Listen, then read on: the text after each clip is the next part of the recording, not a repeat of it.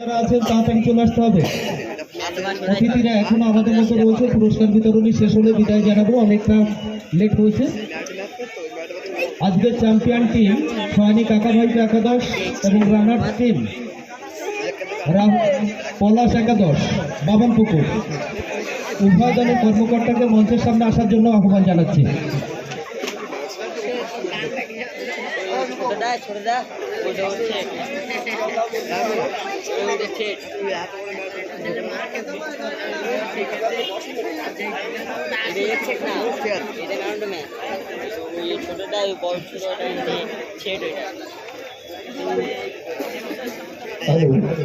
আমাদের প্রাইজ বিতরণের পরে কোনো সদস্য চলে যাবে না। রাত্রি যে অনুষ্ঠান, এই অনুষ্ঠানে অনেক দায়িত্ব, কেউ যাবে না, ঠিক আছে? আশা করি আমাদের সদস্য যাতে না যায়, সেই জন্য আমি রিকোয়েস্ট করি, কেউ যাবেন না।